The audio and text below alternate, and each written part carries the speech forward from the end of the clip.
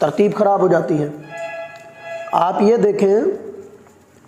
देखें कि जब बच्चा यहाँ से लिखेगा स्वाद को ऐसे, तो नीचे जितना भी मुश्किल लफ्ज़ होगा, बड़ा लफ्ज़ होगा, उसकी तरतीब ख़राब नहीं होगी।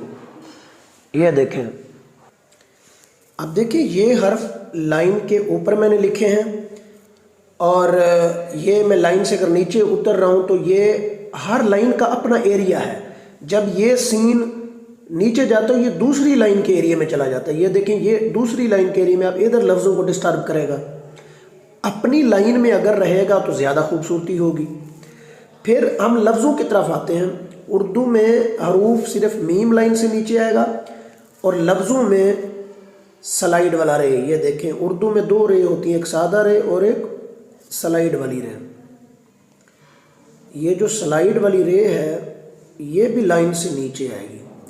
इसके अलावा किसी चीज़ को आपने लाइन से नीचे नहीं लिखना। नुक्ते वगैरह लाइन से नीचे आ सकते हैं। ये देखें, स्लाइड वाला सीन, एक सादा रे होता है उर्दू में और एक स्लाइड वाला रे होता है। तो आपने स्लाइड वाले रे को लाइन से नीचे लिखना है। ये देखें, ये भी आपको मैं बताऊंगा कि कहाँ पे सादा रे आती है और कहाँ पे स्लाइड वाली रे आती है, किस जगह पे सादा रे आएगी और किस जगह पे स्लाइड वाली रे आएगी। इस पे अलहदा एक लेक्चर है।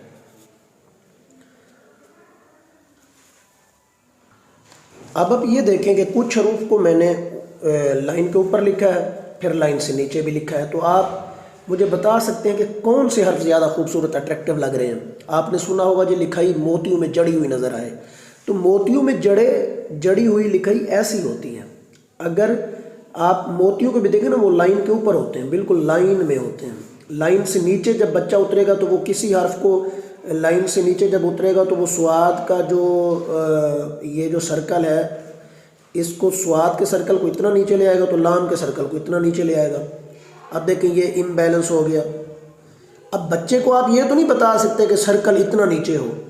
तो प्लीज़ इस असूल से आप हटें। आप सिर्फ लाइन के ऊपर लिखें, यहाँ से शुरू करें।